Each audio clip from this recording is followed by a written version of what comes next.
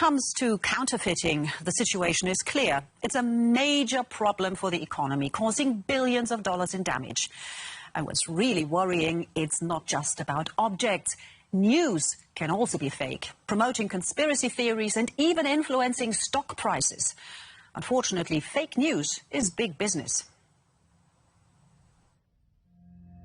Open the laptop and check the news. Shock, horror. The Earth is now spinning in the opposite direction. Not true, of course. Nonetheless, the report spreads like wildfire. It's shared and liked, people comment on it, it gains momentum. Fake news can influence political decisions and manipulate elections, undermining democracy. It's easy to make money with fake news. It generates lots of hits online and plenty of advertising revenue. Even bogus items about Illuminati or space aliens or hidden forces. Tech giants also advertise on fake news sites and pay them a percentage per click. 62 million euros. That's how much is paid to disinformation websites in Europe each year. Fake news can target businesses and cause great damage, making share prices fall and destroying reputations. A quarter of companies in Germany have been affected. 63 billion euros. That's how much fake news costs the global economy each year.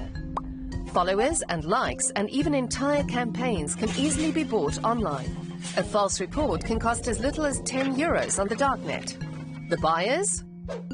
Competitors, frustrated workers, or criminals betting, say, on making a company's stock price plunge. Social media play a major role in spreading fake news. There are no clear rules. Each platform has its own filter criteria. Some tolerate fake news, others employ fact-checkers and flag it. Some ban political propaganda. Tech companies have the power to create new and bogus realities. But users still have a choice.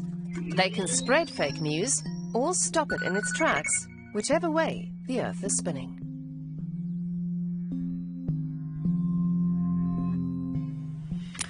Well, problem is to stop fake news from spreading, you first need to recognize that it is fake news.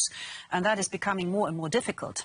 So-called deep fakes recreate voices and facial expressions that look and sound totally real, thus putting words into the mouths of celebrities without them even knowing about it.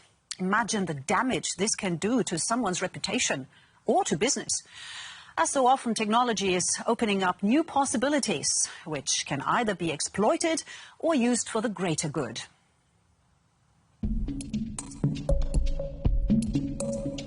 Attractive models in an ad for a smartphone, except they don't exist. They're generated on a computer, a bunch of pixels. Phantoms like the model Shudu are transforming the world of advertising. Online, it's getting harder and harder to distinguish depictions of reality from fiction or fakes. And it's getting easier and easier to take footage of real people and manipulate it to show something that never happened. Deepfakes are videos or audio recordings transformed with the help of artificial intelligence so cleverly that it's really hard to tell if they're authentic or not. BuzzFeed was one of the first digital news and media companies to talk about this. A stunning example is a fake clip of Barack Obama trashing Donald Trump. Of course he didn't say this, it's fake. Ben Carson is in the sunken place. Or, how about this, simply, President Trump is a total and complete dip. To create a deep fake, a computer program studies lots and lots of images, analyzing facial expressions and the play of muscles to generate new images of, say, the mouth moving. You don't even have to be alive to be the subject of deep fakery. The artist Salvador Dali died in 1989, but the Dali Museum in Florida has brought the master of surrealism back to life.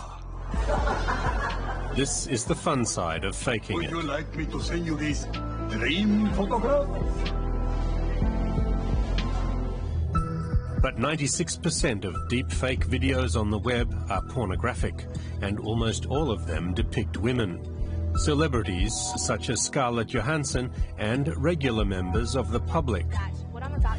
Noelle Martin in Australia discovered by chance that her selfies on Facebook had been photoshopped into pre-existing pornographic videos. It's called face swap technology. It is completely life-shattering, and it has serious lifelong implications for employability, for your mental health and your well-being and your interpersonal relationships and your reputation and your dignity. Martin tried to get the work deleted in vain. She went public with her story and worked to make the non-consensual sharing of intimate images a criminal offence in Australia. But the problem remains. There are inherent limitations of the laws that we do have, and there really needs to be, as we progress in the future, some sort of global collaborative response to this kind of abuse, because it's just not acceptable that in the 21st century we have people who can sit on their laptop halfway around the world and ruin another person's life.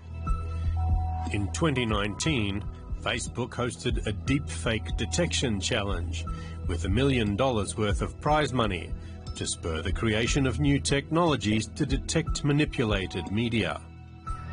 The images of the storming of Congress on January the 6th are all too real, but imagine the potential of faked images of political violence. The US Defense Department has 2 programs devoted to detecting deepfakes, which it calls a national security issue. We already see political polarization, with political groups inciting violence against other groups. If technologically generated false information with audio-visual content is added to the mix and speaks to the emotions as well, will we really be able to determine whether political opponents are calling for violence or saying certain things? People don't always consume media in a calm and considered manner, reflecting on what is true and real and what is not. The effects could be disastrous. Bressan says the time might come when people automatically assume that what they see in the media is fake, as it becomes ever harder to determine what's real, and that could seriously undermine democratic governance. It's unlikely the technology can be banned. The computer games industry depends on it, and so do movie makers. Deepfakes can indeed be entertaining and fascinating, and even used for the public good. Who knew that David Beckham could speak so many languages? Full disclosure, he can't. Malaria isn't just any disease. It's the deadliest disease there's ever been. وما زالت تقتل طفلا كل دقيقتين. Speak up and say, malaria must die.